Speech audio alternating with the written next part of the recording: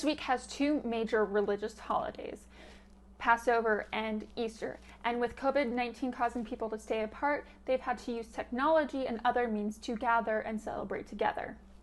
Rabbi Morey of Temple Enchi Hesed, like other religious leaders, uses email to communicate, but now he's including text messaging and more to celebrate the holidays.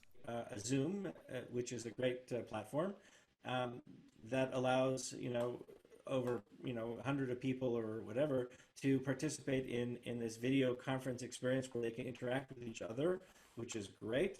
You can also do like breakout groups and different kinds of things.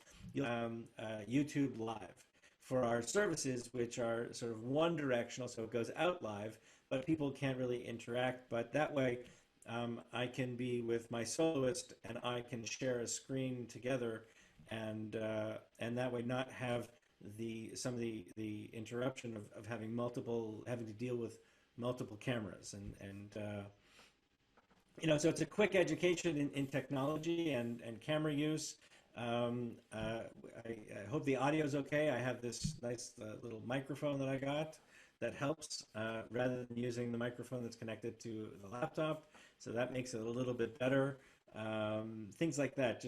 Father Sean Clerkin of St. Stephen's Episcopal Church is also celebrating Easter with a high-tech twist. Sending out our bulletins with the prayers, so we're all sharing in those same prayers. Links to other materials, videos, YouTube links that also can help to bring the word to life. Encouraging the diocesan worship, which is also what we're doing.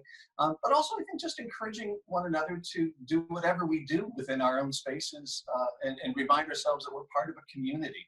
Father Sean and a couple of others helped make this Easter exciting for children. Past weekend, for example, we were very careful. Washed our hands several times. I think I Lysol pots, but we delivered lilies and palms to our various parishioners who really would value those. And to our younger families, we delivered Easter eggs with candy in them too, so that they could have the Easter egg hunt, which we normally would do on Easter Sunday. And obviously, we're not going to be doing that.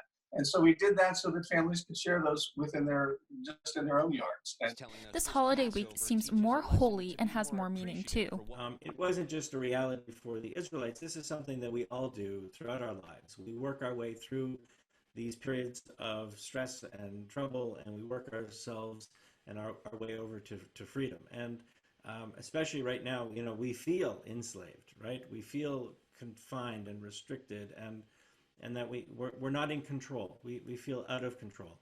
And by the time we get to the end of the Seder, at least, we've sort of mythically worked our way through to freedom.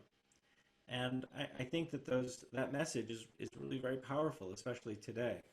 There are a series of 10 plagues that God imposes on the Egyptians, and sometimes some of the jokes that have been going around is, it's very ironic that, Passover was canceled due to a plague. The ending of the Seder, as you just said, was, next year may we be in Jerusalem. And in a sense of a metaphor of next year, may we be in a world that is without violence and pain and sickness, and a perfected world.